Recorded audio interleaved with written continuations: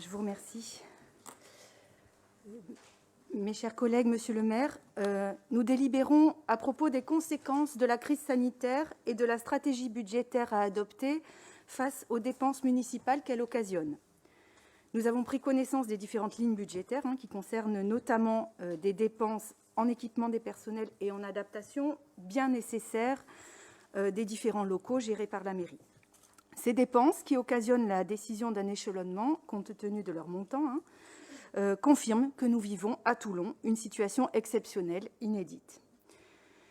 La crise sanitaire dont le Var est particulièrement frappé engendre déjà une crise sociale et morale dont souffrent un grand nombre de nos concitoyens, évidemment une crise économique profonde, et elle accroît les inégalités, la précarité, l'isolement, du fait des confinements successifs et des règles de distanciation sociale.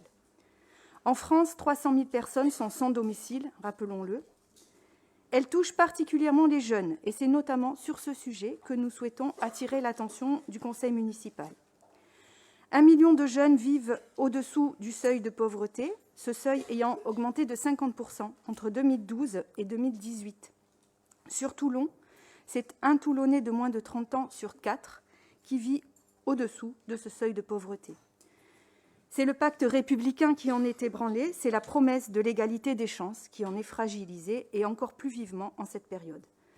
Cela nous amène à porter devant vous la question de la jeunesse. De quelle manière notre collectivité peut-elle accompagner, soulager ces jeunes majeurs, étudiants, apprentis ou en recherche d'emploi, pour ne pas faire d'eux une génération sacrifiée, et ce, au-delà du travail remarquable réalisé par les personnels des services publics et du dévouement des services municipaux et sociaux de notre ville. Dans la situation exceptionnelle que nous vivons, que faisons-nous d'exceptionnel pour l'accompagnement des jeunes Toulonnais et de leurs familles en précarité économique, sociale et psychologique ? Nous pourrions développer un dispositif zéro chômeur, tel que le propose ATD Quart Monde, spécial jeunes.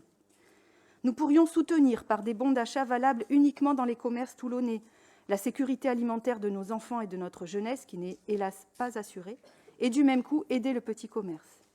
Nous pourrions mettre à l'abri et permettre un pas vers la réinsertion de cette population que parfois la crise a fait décrocher des parcours d'études ou des projets professionnels. Nous pourrions imaginer des solutions audacieuses en relation avec les collectivités départementales, régionales, la métropole et les associations qui travaillent au plus près de nos concitoyens, qui sont les plus fragiles.